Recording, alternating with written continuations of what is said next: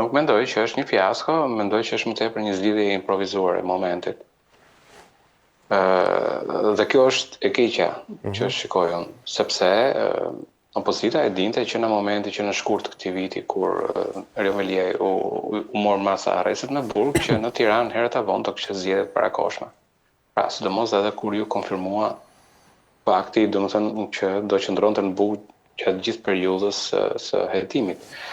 Dhe kjo e bënte, kjo do të ngritën kampaniën e alarmit në opozit që të kishte mundësinë e, po themi, zgjedhjes së kandidatëve për Tiranën, të paktën që nga prilli i këtij viti. Domethënë tashmë po bëhen 6 muaj që opozita kishte kohë të mjaftueshme për të gjetur një kandidat. Dhe mënyra se si pastaj u arrit në këtë që doli një dekret i presidentit shpejt dhe pastaj filloi një procedurë e çuditshme ku njerëzit dilin jam unë, pra vetë kandidoheshin dhe pastaj u përzjodh brenda 48 orëve, është e gjitha tregon një minimum një mungesë programacioni nga ana e opozitës. Pra, një gjë e bërë në moment të fundit, një improvizimi në momentit të fundit. Dhe kjo pastaj tregon që nuk e dim, është zgjedhja më e mirë apo mund mos jetë zgjedhja më e mirë, por procesi me cilin ndodhi ishte një proces i cili pastaj nuk të garanton ty maksimizimin e rezultatit tënd elektoral dhe maksimizimin e vullnetit tënd politik, si forcë politike ti edhe opozita e gjitha bashkë. Dhe procesi me cilin ndodhi kjo, po themi, ishte një proces i cili nuk është se ishte dhe aq transparent, nuk u mor vesh asnjë gjë, dolën ca emra, u takuan dy partitë dhe në fund fare përfundoi një emër kandidati. E gjithë kjo pastaj të lejë një shije, po themi, shije të hidhur për më tepër për mënyrën se si rrodhi e gjithë ngjarja, sepse tregon një paaftësi të opozitës për të qenë programueshme në, po them, në drejtim të zgjidhjeve që pretendon që t'i japë elektorat. Pra, ti kishe gjithë të muaj kohë, normalisht do të kishe dalë ose do të kishe një proces që të kishe nisur që kohën përpara, që para zgjedhjeve bile. Dhe nuk është vetëm rasti i Florianit në këtë rast, ke edhe rastin edhe bashkive të tjera, të cilët dijeshin që do kalonin në zgjedhje, por për të cilët prapë ti nuk ke punuar dhe e ke lënë në moment fundit për të nxjerrë një kandidat. Po cili është mesazhi i opozitës përmes këtyre veprimeve? Farë, po themi, paaftësie të opozitës, domethënë, e cila përfiton Rama gjithmonë. Pra, cili është mesazhi që opozita do t'i japi përmes kandidaturës së Florian Binajt apo disa kandidaturave të tjera në bashki të tjera që janë njësoj si Binajt të pavarur, por të mbështetur nga opozita. Pra, nuk do që të rrezikoj kaq pranë mandatit nisjes së legjislaturës së re? Apo jo? Do që të jetë safe? Do që të luajë safe? Për mua është e para një që është më kryesore, tregon që opozita nuk ka vizion. Pra, ajo që po drejton nuk ka vizion, se po të kishte vizion, këto kandidatura do ishin përzgjedhur që 6 muaj përpara dhe do ishin qenë pjesë e një koalicioni më të madh. Pra, në rastin e, po themi, zgjedhjeve të 11 majit, ti mund të kishe bërë, mund të kishe thënë për shembull që në rastin e Beratit apo në rastin e ndonjë vendi tjetër, ti mund të kishe ndihmuar një forcë tjetër politike, po themi forcën e Lapajt, ose për shembull Lapajt mund të ishte krijuar mundësia për një deputet në, po themi, në Fier, nga ana e PD-s, duke futur në listën e mbyllur, dhe në krau tjetër Lapaj zotrohesh që të mbështeste kandidatin e opozitës, po themi në Berat, këto vende ku dihesh që do kishe zgjedhje. Pra, ti duhet të kishe një vizion për të, po themi, krijuar një front opozitar që para zgjedhjeve të 11 majit, duke ditur që ti do futesh prapë në një zgjedhje në vjesht të këtij viti për disa bashki, përfshirë këtu dhe Bashkinë e Tiranës. Dhe pra, do maksimizoj votën në maj, po do maksimizoj votën dhe tani. Po të kishe bërë këtë veprim. Rezultati kush është? Rezultati ose ajo që pam është fakti që as nuk e maksimizoi votën në maj, pra as nuk e krijova atë front, po njëkohësisht edhe tani u improvizova në moment fundit. Pra, kjo është për mendimin tim mungesë totale vizioni nga ana e partive të opozitës, të gjitha bashkë të përfshira, domethënë. Sepse derisa ti po bën aleancë tani në këtë moment, pse nuk e bëre këtë aleancë në zgjedhjet e 11 majit për shembull? Kush është justifikimi? Pra, që dili atëherë unë nuk bëj aleancë kur me këtë, unë nuk bëj aleancë kur me këtë. Se nuk është të kaluan shumë, 3-4 muaj ka kaluar në zgjedhjet. Çfarë ndryshoi që ti kalove në ekstremi që nuk bëj aleancë kur me faktin që kalon tani dhe bën aleancë me kandidat përbashkët. Qartë. Pra, është një mungesë vizioni, konsekuence politike, vizioni politik, pa aftësie për të bërë luftën politike, të cilët për mendimin tim do çojnë prapë në një disfat të opozitës. Mirë, gjëja e fundit që duhet të flasim bashkë, cilën s'kemi pas mundësi që ta diskutojmë, sepse është një ngjarje shumë e afërt. Protesta e ushtrisë çlirimtare të Kosovës, e mbështetësve të UÇK-s, pra në Tiranë në datën 17. Po ajo që unë doja të thoja si parashtrim është kjo që sa herë ka konflikt verbal midis Ramës edhe Kurtit përjetohet në opinionin publik si ndeshje futbolli me tifozeri të zjarta edhe të ndara. Përtej kësaj, është e dëmshme në fakt kjo përplasje midis të dyve? Patjetër është e dëmshme, nuk e di. Domethënë, secili prej personazheve me mënyrën se si e drejtohet njëri tjetrit krijon problematika, domethënë, dhe krijon vetëm thjesht përçarje. Problemi i Ramës është këtë përçarje ka krijuar në Shqipëri për mënyrën se si i trajton me përbuzje, pra për mua si Rama, si Albin Kurti në disa drejtime janë shumë të ngjashëm si personazhe mediatik. Mënyrën se si Rama për shembull e trajton opozitën këtu në Shqipëri, si po themi brekushtet e Lulit apo të tjerë, nëse e ke parasysh ato pallallona doku të Lulit apo Luli flej gjumë e tjerë, pra në mënyrë fyese në drejtim të po themi opozitës.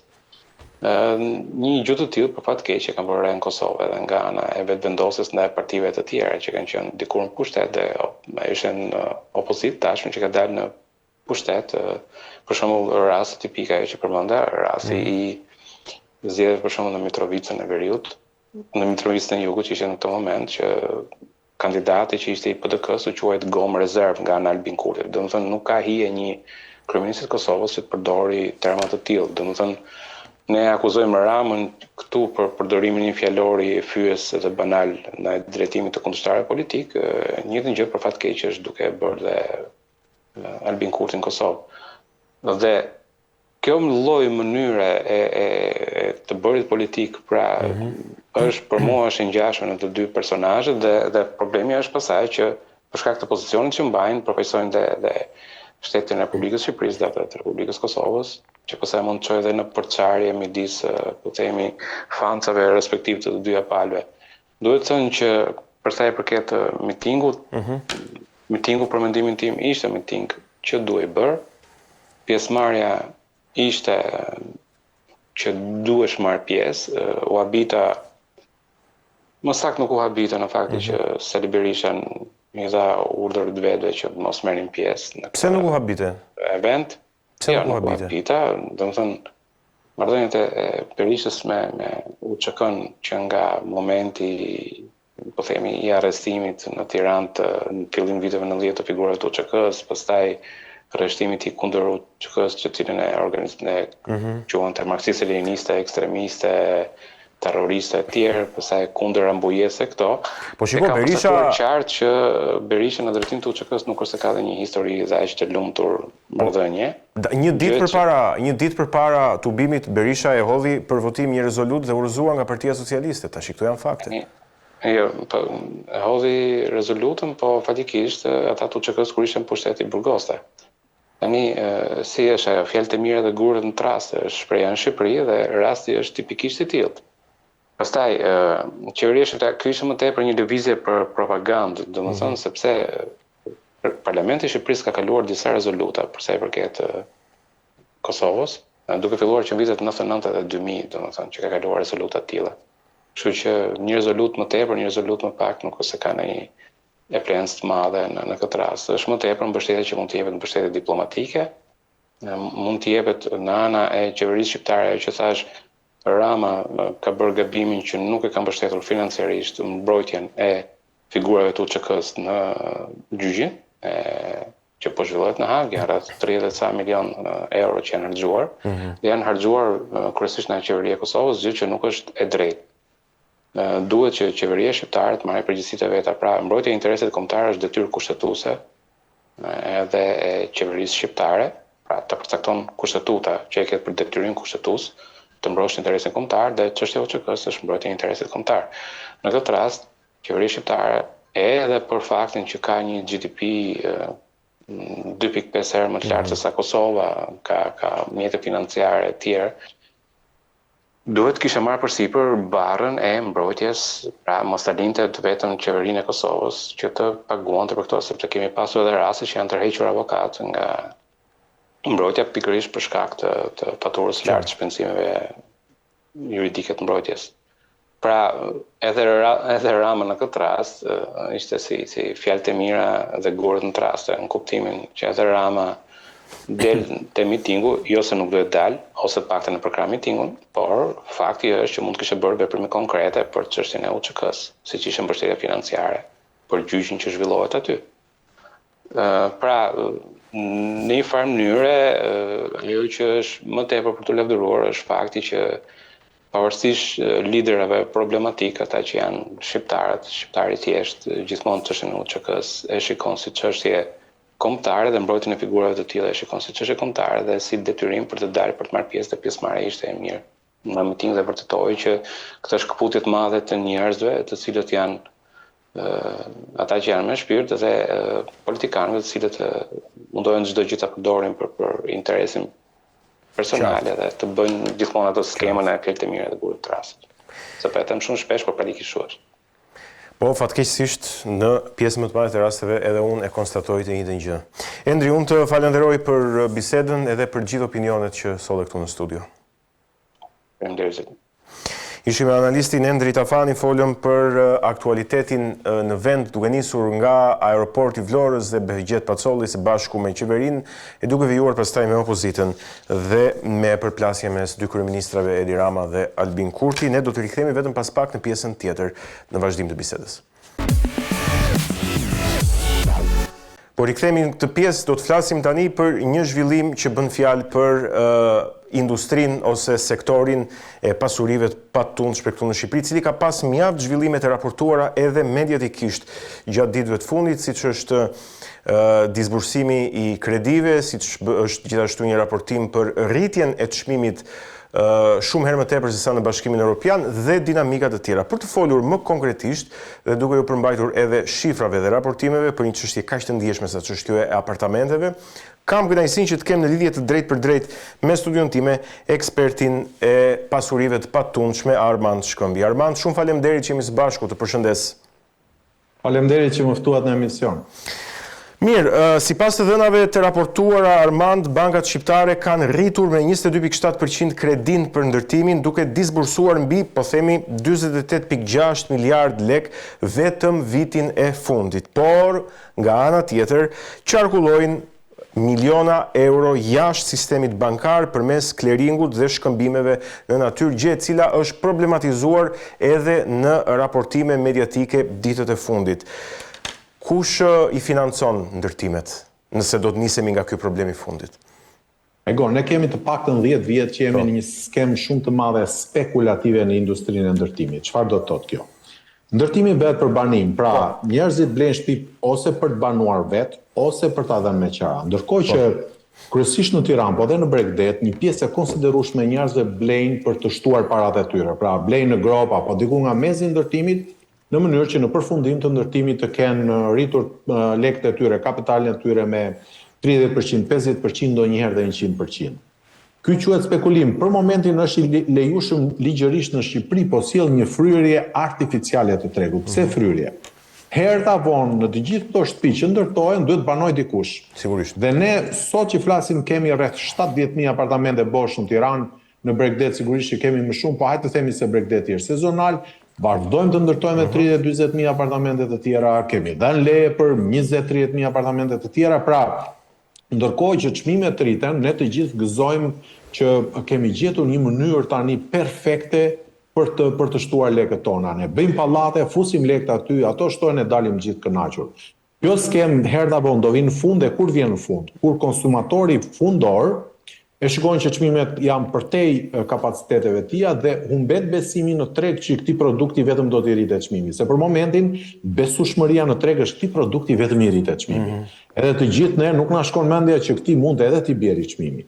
Me ftojen e ekonomisë amerikane, europiane, e përjedhoi edhe ekonomisë shqiptare, sidomos në vitin 2026, ne do shikojmë një ftoje më të ndjeshme në tregun shqiptar dhe rreziku është që kjo skem spekulimi të shëmbet komplet dhe të zëri poshtë. E para nën kontraktorët apo kompanitë e clearingut, të cilat nuk paguhen në monedhë, po paguhen me apartamente. Të zëri poshtë edhe spekulantët, të cilët kanë blerë ngro për të shitur në fund.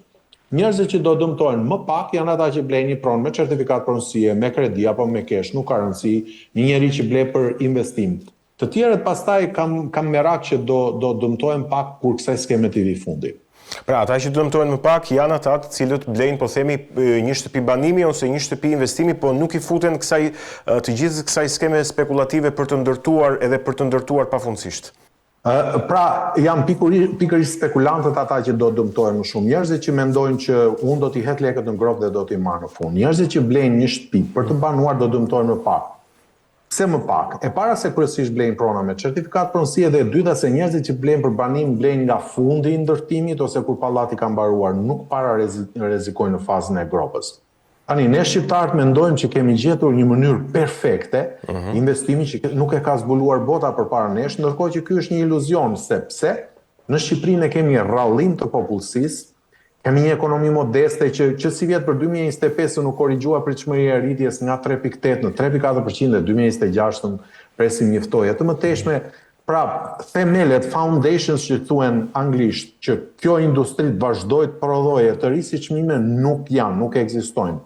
Ndaj dhe mendoj që jemi spekulim dhe politikbërja duhet të ndërhyjë në kohë për ta frenuar aq sa mundet, megjithëse tani mendoj që jemi shumë vonë.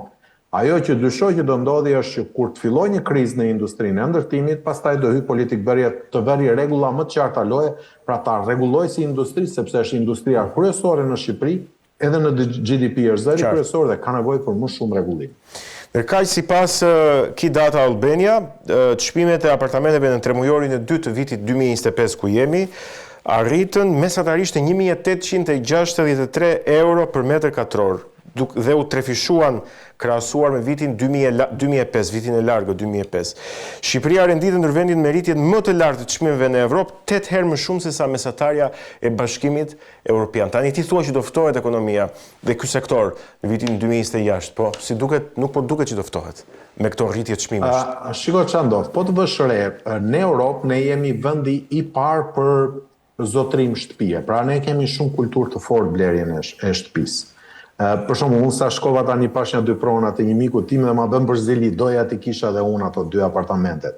Duke qenë se kemi shumë kulturë të fortë, duke qenë se ne nuk kemi mekanizma të tjerë investimi, pra Shqipëria është e thatë në mekanizma investimi, duke qenë se nuk kemi kulturë sipërmarrje, që njerëzit të kenë 100.000 apo 200.000 euro të fillojnë të nisin një biznes të ri në vend që të blenë apartamentet, një pjesë konsiderueshme e lekëve të shqiptarëve të Shqipërisë, e emigrantëve që janë jashtë, që duan të kenë një pronë dhe shkon në ndërtim. Kjo tendencë është pikërisht ajo që krijon fluskën dhe që krijon këtë paradoksin që ne jemi më të varfrit në Europë, po kemi rritjen e çmimit të shtëpive më shpejt se vendet më të pasura. Pra është pikërisht dëshira jon për të pasur shtëpi që është e para në Europë, që të çon edhe rritjen e çmimeve më lart se vendet e tjera. Por kjo nuk është një perpetuum mobile që do vazhdoj kështu pafund. Pra ne do vazhdojmë do ndërtojmë, do shtojmë lekët, çmimet do rriten, ne do humbasim popullsi, nuk lidhen elementet gjekundi fare. Nga do që ta dredhësh, humbja e popullatës, humbja konsumatorëve, herë da vonë çon në rënje të çmimeve. Inflacioni tepër, se ky është inflacion.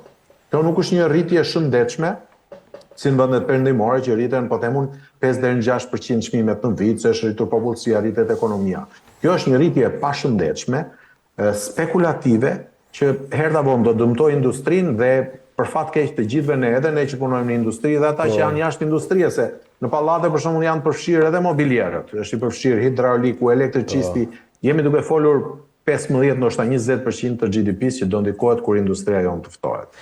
Kur thuaj që është përfshirë edhe mobilieri, hidrauliku, elektricisti, po thuaj me clearing, apo jo? Kthehemi te clearingu.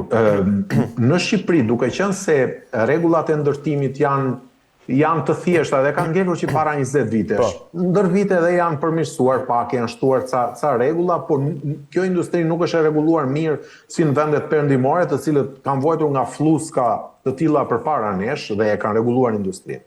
Çfarë ndodh? Ndërtuesi do të nisë një pallat, merr një leje ndërtimi. Nuk e ka buxhetin ta ndërtojë nga fillimi në fund. Nuk i thot njeri, ore, ku e ke financimin ti për të projekt, se ti ndoshta si ke lekët. Pra unë e ti mund të nisemi nesër të bëjmë një pallat pa lekë.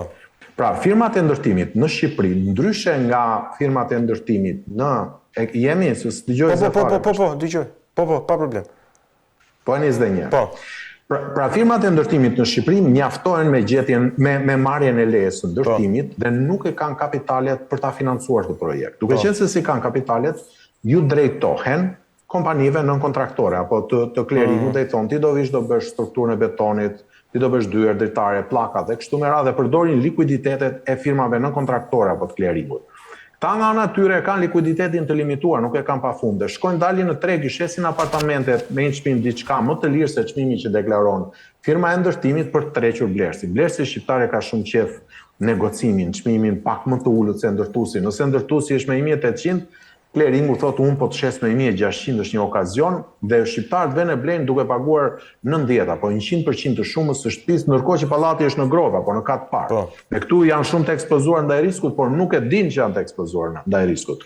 Mendojnë që janë super të sigurt. Pra kjo është skema e firmave të clearingut. Kanë vajtur kjo punë pak më tej tani, prandaj fluska vazhdon e fryhet. Për të paguar taksën e infrastrukturës 8%, që në firmat e ndërtimit dikur e paguanin vetë në Bashkinë Tiranë, tani kanë filluar shesin me kontratë premtim shitje dhe edhe lekët e taksës e infrastrukturës i marrin nga konsumatori fundor. Pra i premtojnë që unë ty do të shes një apartament. Konsumatori fundor, duke qenë se mbajnë një çmim shumë të mirë, është interesuar dhe prapë vazhdon e paguan 90 apo 100% të apartamentit që s'ka filluar të ndërtohet, nuk është zbardhur leja akoma, se këto lekë merren për të zbardhur lejen. Tani, nëse ne kemi të pranueshme ligjërisht dhe e kemi, askush nuk po shkel ligjin në këtë pikë, është okay, por herët avon me ftojen e tregut, një pjesë e këtyre ndërtimeve rrezikojnë mos bëhen fare dhe konsumatori fundor të humbasi lekët e veta.